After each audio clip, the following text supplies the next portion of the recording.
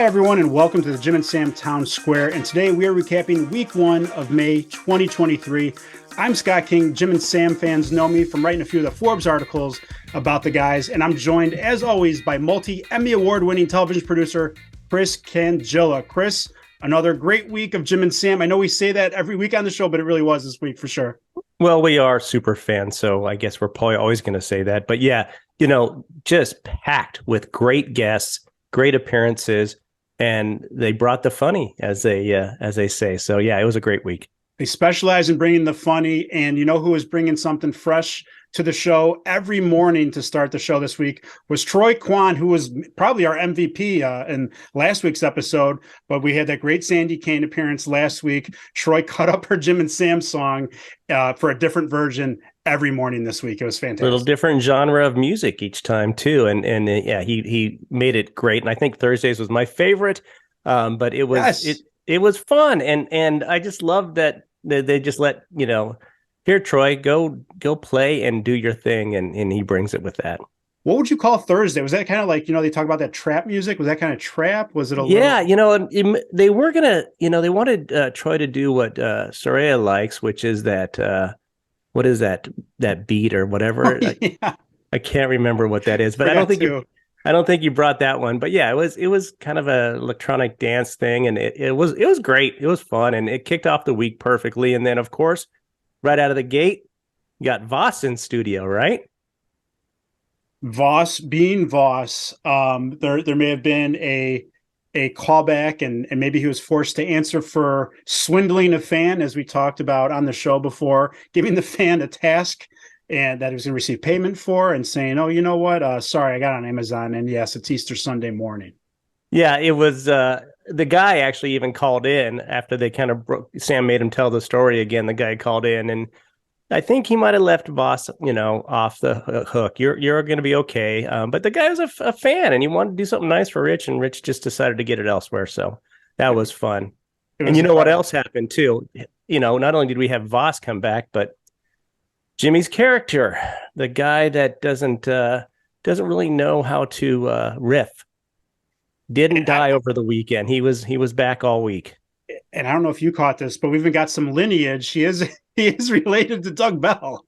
Oh, yeah. I think I heard some kind of a distant relative. I think he's an uncle. I think he's Doug Bell's uncle from there you go. What was said on the show. The guy doesn't quit. And we are joined on Monday, not just by Jim's character, not just by Rich Vos, but arguably top 3, if not the best Jim and Sam guest ever, in my opinion, in Ricky Gervais.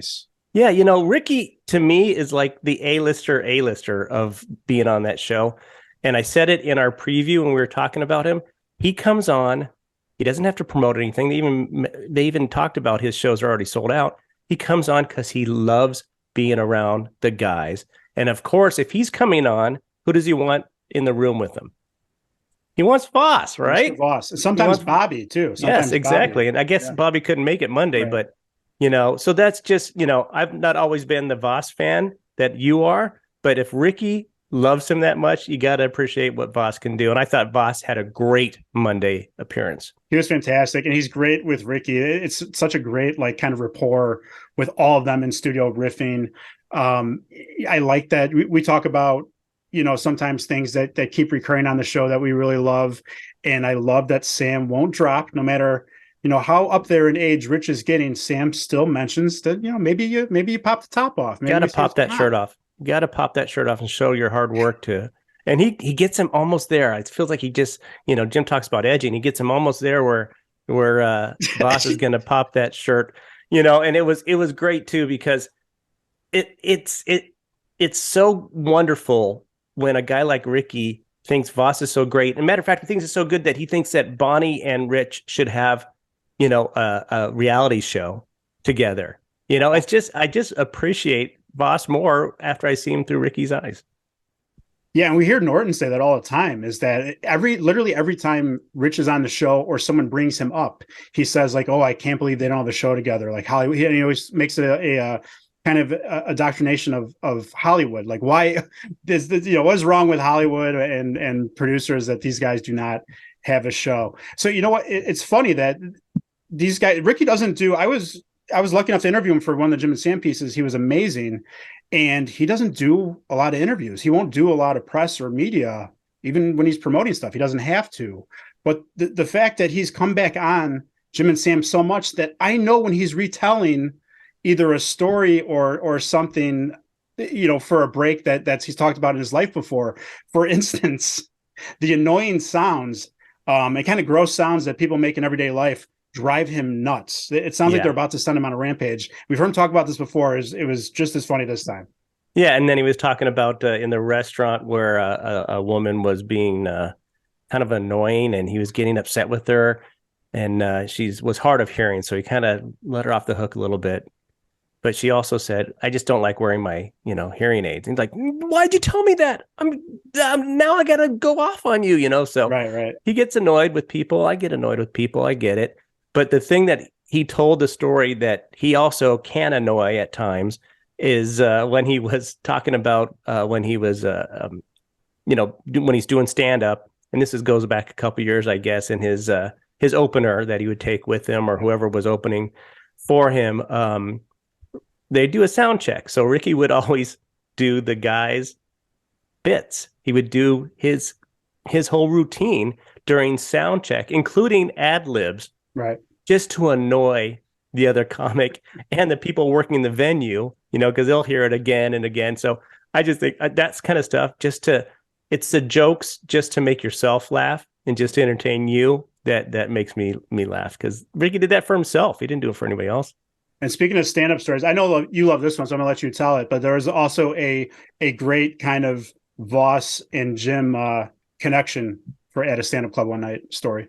Yeah, this they were talking about hecklers and what all these huge comics do about heckling, and Ricky had his take, and Vos and Jim, and Vos brought up a story back in the day where Jim was going on before him, and Jim was having a hard time with a heckler and just not going well, and talking back and forth and yelling at the guy, and Jim stopped, and then Rich went on, and Jim, while Rich was on stage, calls Rich's cell phone and has Rich put the cell phone up to the microphone so Jim could yell at that same heckler over the phone through the microphone. And I just thought that was you got to have something in you to keep it going, right? So just dealing with those idiots. And it makes me mad. And I know you've done some stand-up comedy and you've been in that field a lot, that they make a valid point when they're on the show and they're talking about this. No, you don't do that. You can't heckle at a theater or in a movie. You're not going to do you don't do those things.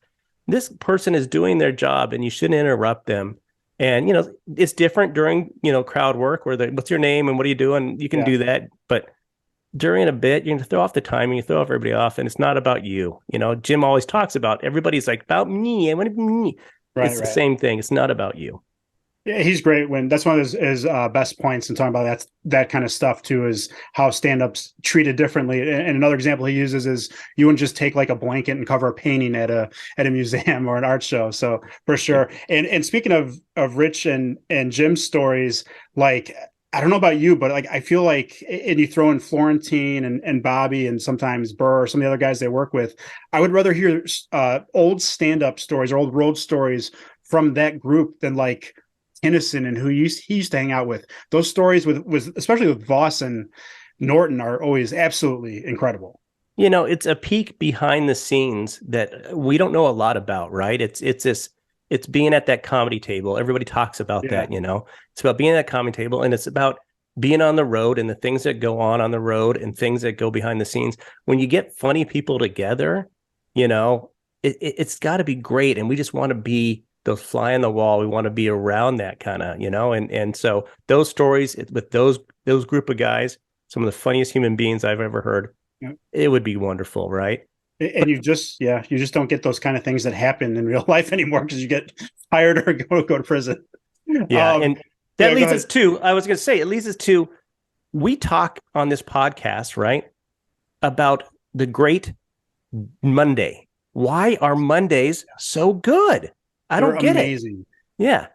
This show is it comes right out of the gate really hard on Mondays, and it's wonderful. What do you think that is? Why? I think it's one of those things where it's the audience and their feeling and also the show. Because you're probably the same way that, you right now we're really busy. We have 3 kids and we're going to all kinds of different sports and parties and stuff all weekend.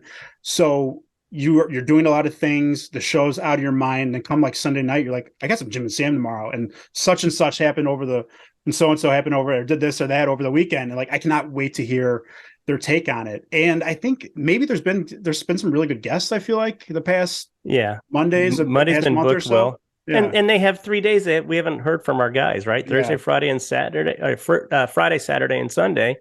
There's a lot to, we get enough even overnight from these guys stories wise. So they get a lot of stories. And then we kicked off Tuesday. Sam, first of all, it started off just with Sam, Troy, and Travis talking for a little while. I'm like, where's Jim? Where's Jim? Where's Jim? Right. And they had a great conversation. I still enjoy it, but I was like, okay, what's going on with Jim? And we finally found out that Jim doesn't do this very often, but he slept in. He missed his alarm, and he was about a half an hour late.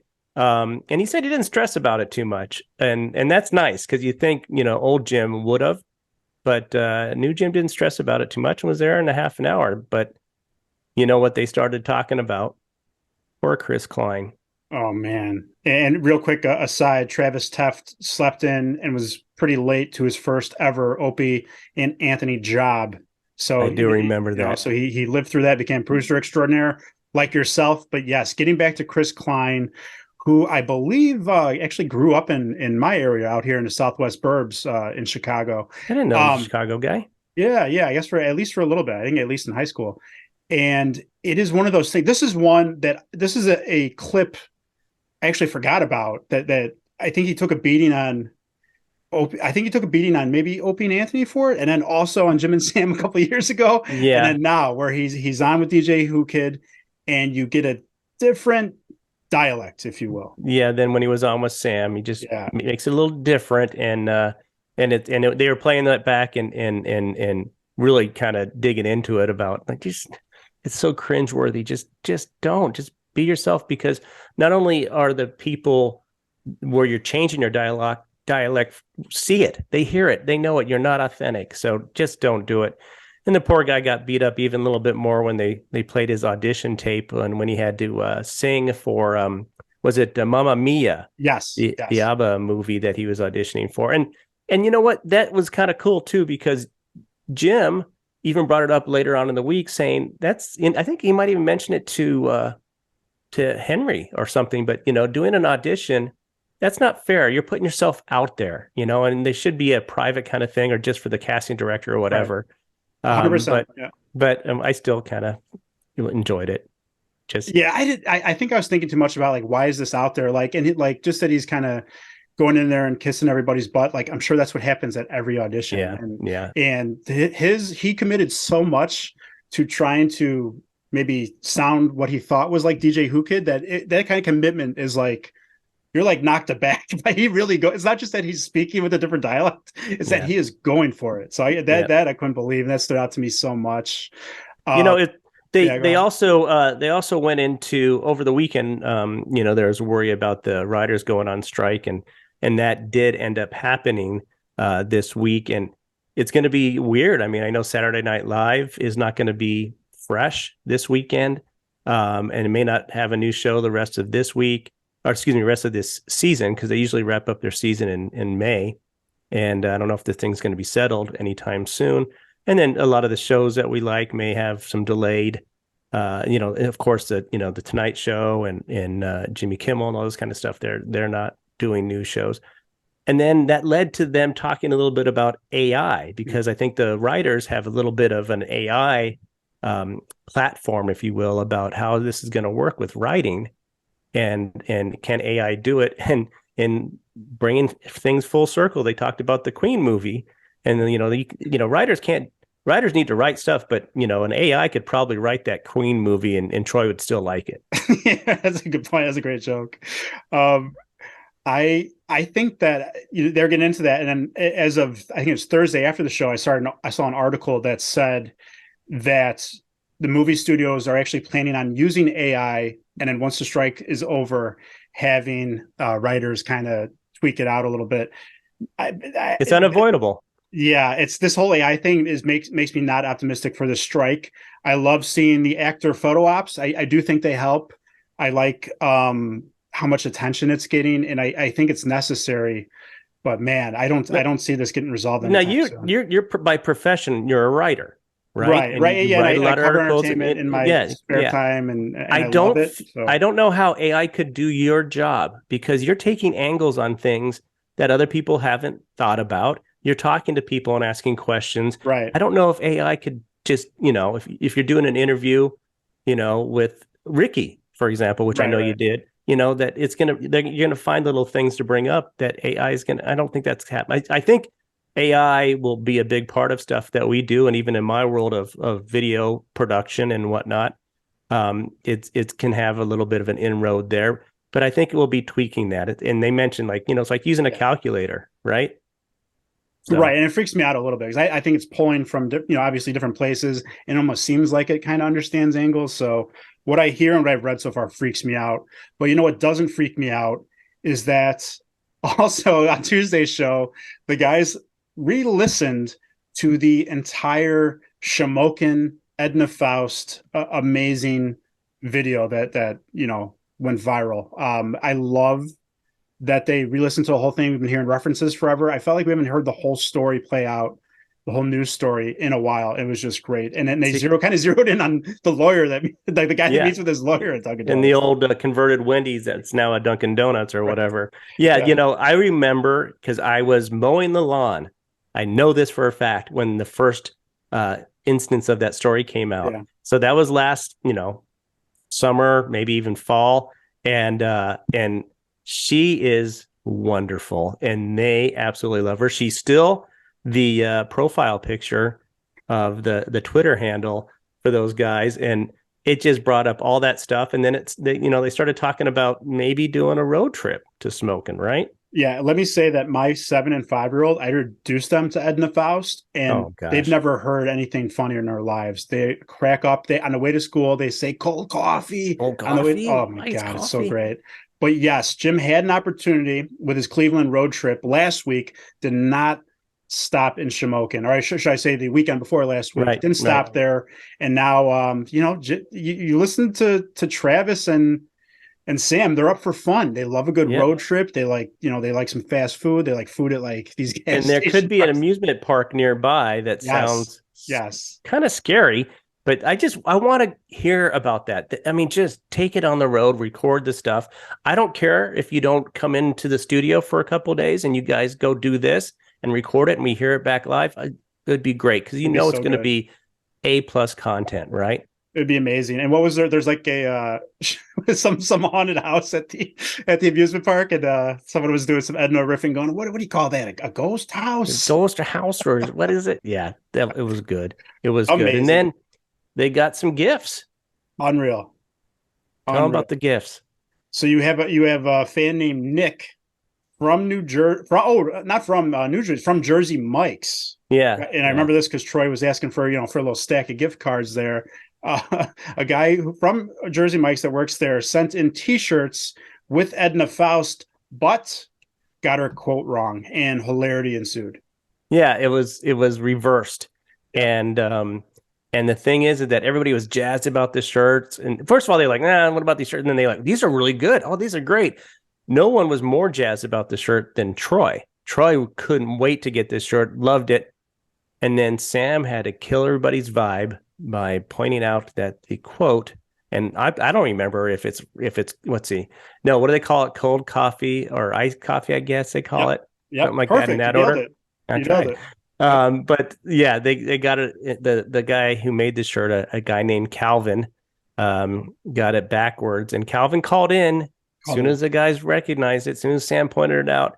And made amends, saying it's my fault. I'll get you that. And that gave the guys an opportunity to tweak it a little bit and say we would like it in Dunkin' Donuts brown shirts and with the just they're making and they're getting the right sizes and everything. So I can't wait to see those when they come through. They didn't post any pictures of it as far as I can remember on any social media. No, I didn't see. And while they were talking about the shirts being brown, Jim said that he doesn't want a black shirt because black is itchy, and Sam was taken aback. Sam was like, "Black is how can a color be Are you a itchy?" maniac? Yeah, yeah. He's like, "No, the dyes. I mean, doesn't that wash off? I mean, I don't know." Jim started reasoning like that was like I caught right away. I'm like, what? And Sam was like, what's this insane thing to say? What? Yeah. And it looks like our friend Jim may have gotten a little duped looking for some more Kiss Chopper posters. Yeah, I don't. So Jim's looking for these Chopper posters in the Facebook groups, Kiss ones, obviously. I don't know if he put any money down or anything. He's asking around, and the guy just wouldn't get back to him. Yeah, so he's on Facebook Marketplace or wherever he is as Jim Norton. You know, if I'm selling something, very successful comedian. Yeah, I'm selling something. Let's say it's a poster for $100, and a friend Jim Norton comes on there. It's like, well, it just went up to 1,000, so maybe you want to go. Absolutely. Yeah, but the guy kind of ghosted Jim, and Jim's having a hard time doing it because he wants those posters. So we've seen some compulsive behavior before from Jimmy. That worries me a little bit that he's maybe sliding into some Facebook DMs. It might get a little hairy for him. Yeah. There. So, but he's healthy. He's looking for posters and not the stuff he used to look for in the meat district. That's very true. Right? Seems very happy in his current relationship. Exactly. Which is amazing. And then going into Wednesday's show, we first early on in the show heard about a killer bee news story, a 911 call. I mean, it does freak you out. Killer bees and just being around like 100 bees is a thing that kind of terrifies you. And hearing this story and being nowhere near any bees was fine for me.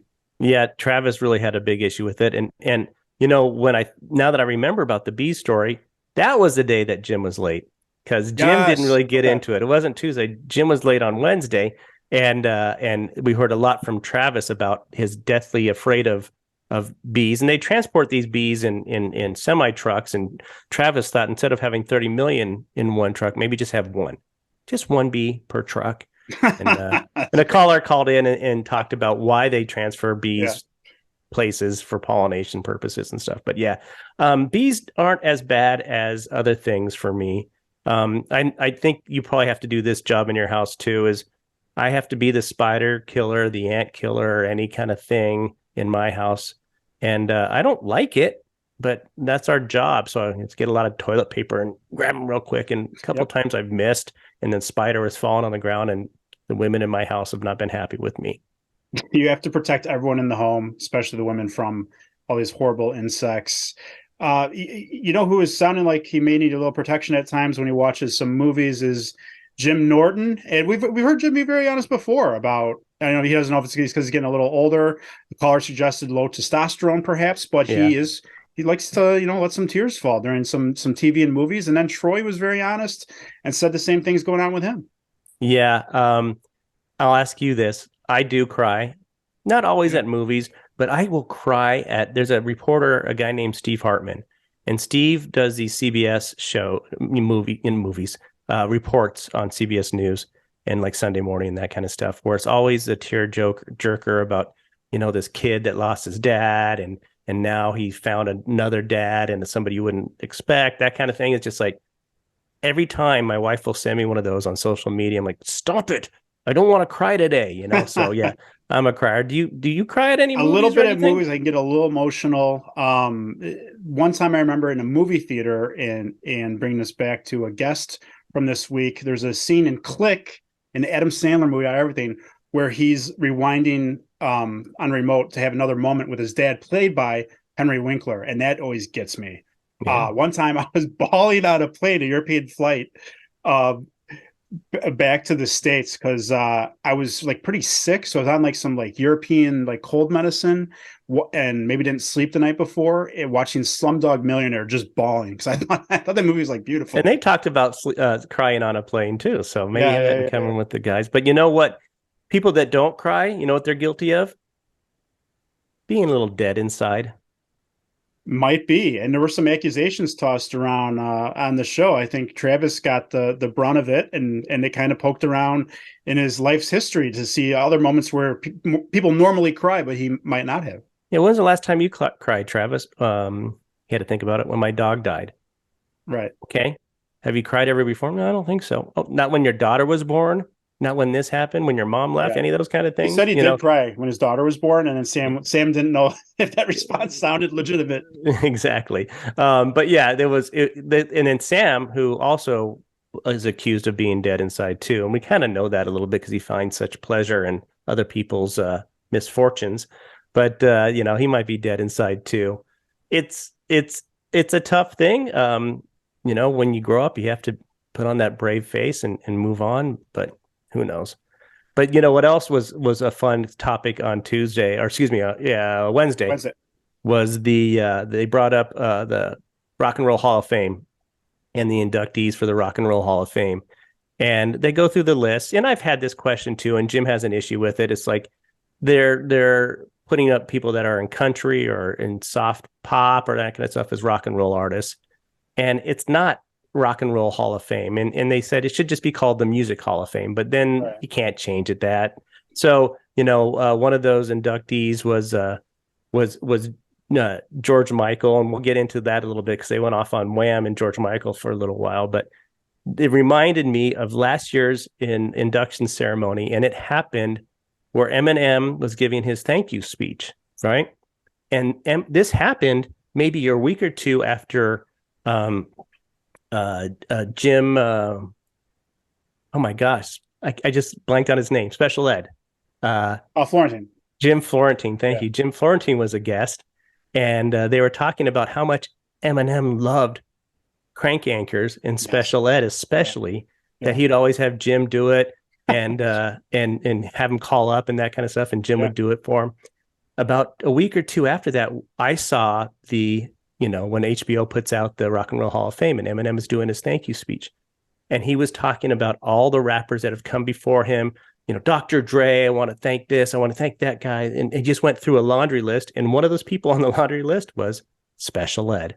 And I don't know if anybody else got that, because he was going through a lot of them. And if you can go back and watch it, Special Ed was one of the people he thanked. So in turn, he thanks Jim awesome. Florentine for his Rock and Roll Hall of Fame induction. That might be pull of the podcast so far by you there. That's some good investigative journalism. Yeah, I wanted to share it with the guys, and I didn't have any. And I didn't. Awesome. I might even texted you about it at a time. But yeah, maybe I forgot. Forum, that's such a cool now fact. We have the forum, we can do it. But then they started going off on George Michael. Yeah. Now, I'm a very huge George Michael fan from back in the day. I even dressed up like him in Halloween, and maybe I'll share that photo.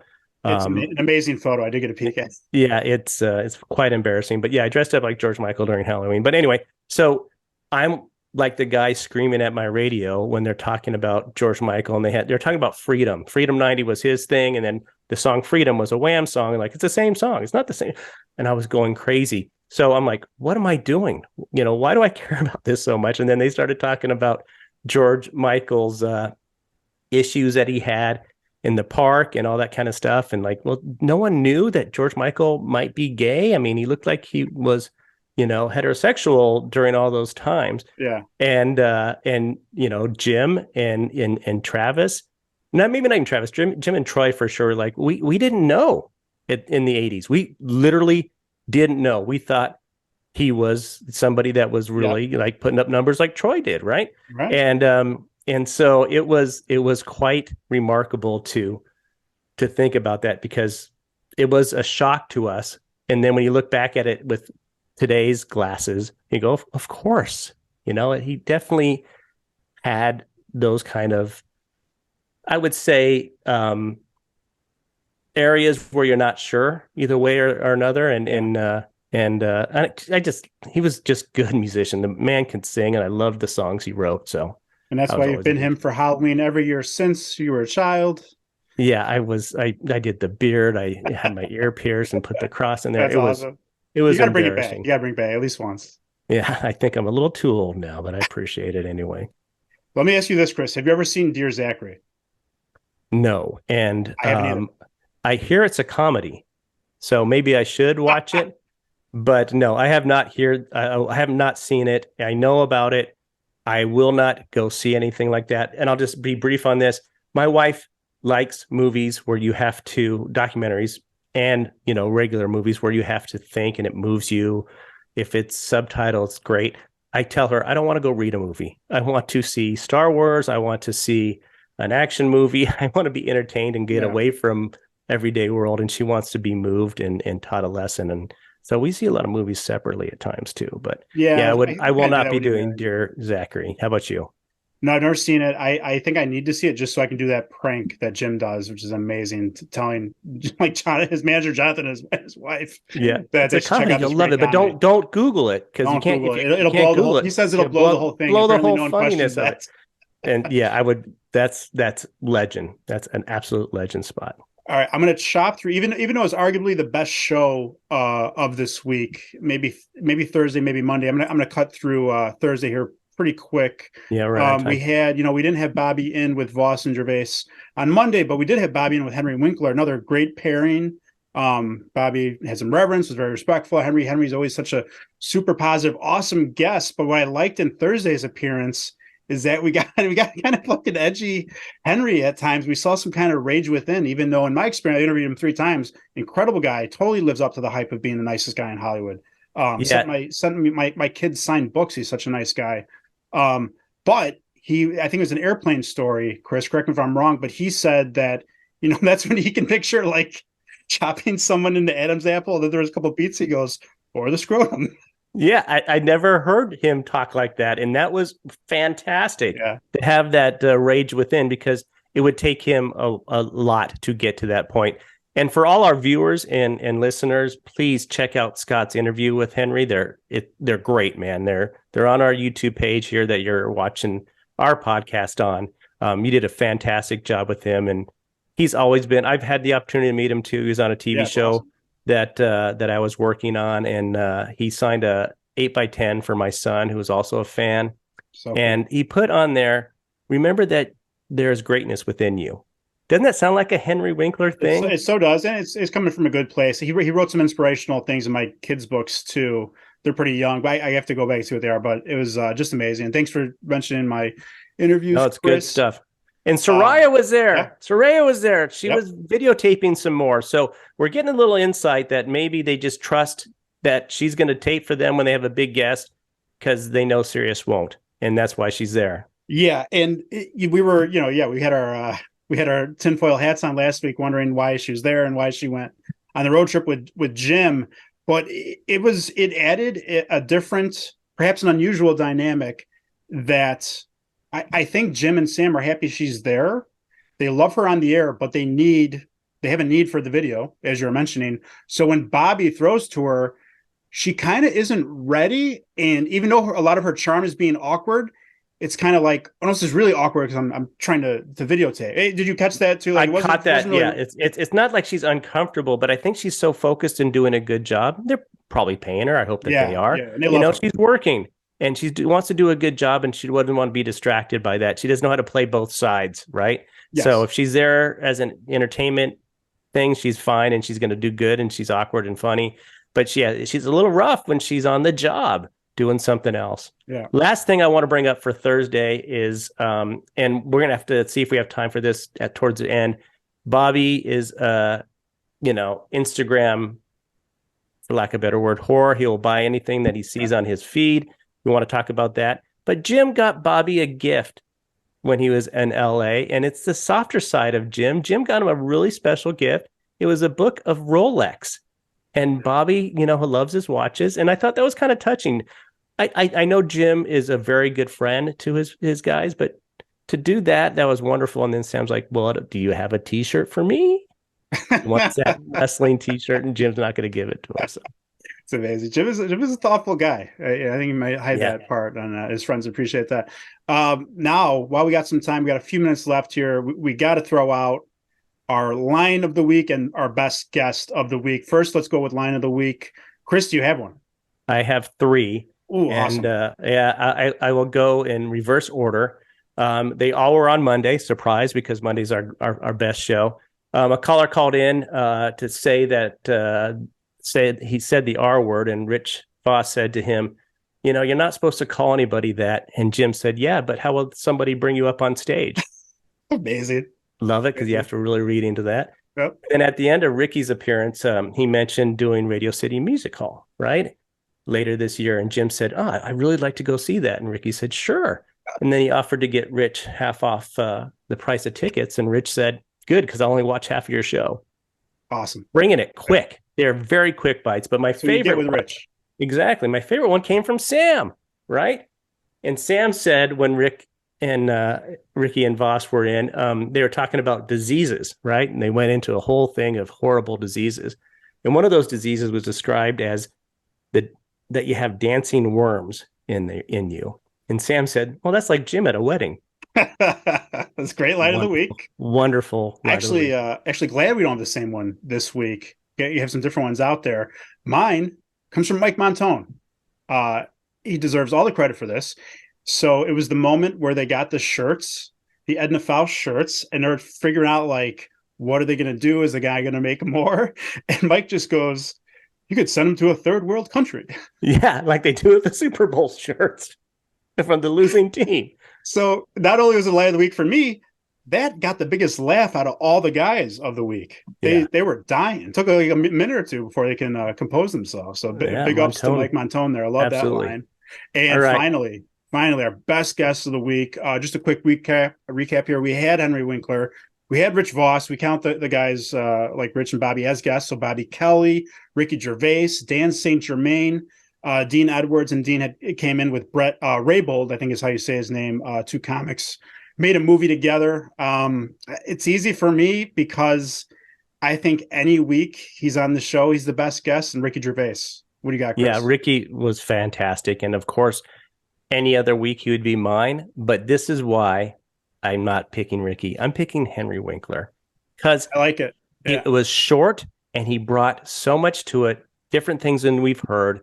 And he's just a joy, and he tells great stories. Ricky does too. It's not a competition, right? But I really liked having Henry on the show, and we don't get him enough. I think we'll probably get him again in October when he has his autobiography coming out.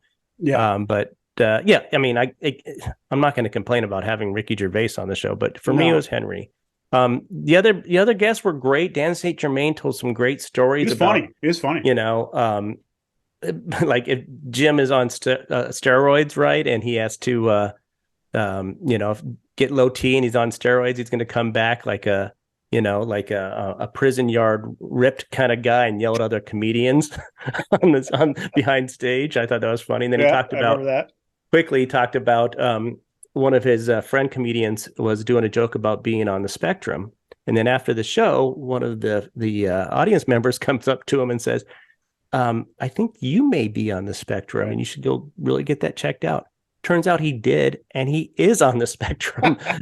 So, in full circle on that thing. So yeah, I like to guess. Any other ones for you? That's an amazing story. No, I'll add that it's such an easy pick to have Henry Winkler because it's just that energy. He'll be funny. He's so kind and charming. So that energy like does come through, like at least when I'm listening to my earbuds. So like you feel that. So great pick for me. I just like there's a little more familiarity with Ricky. That's why he's like the top guy to me. But I've only had amazing experiences myself with Henry Winkler. So good on you and good on all you guys. Thank you so much for listening and watching. And Chris, always great to recap a week with you. It goes by so quick, Scott, and I appreciate the time we spend together. And I appreciate everybody listening. And we'll see you in the town square next week. Thanks for watching and listening to the Jim and Sam Town Square. Please remember to like and subscribe and turn on that notification bell, not dog bell, so you don't miss an episode. And if you're just listening to the podcast, please leave us a 5-star review. We really appreciate it.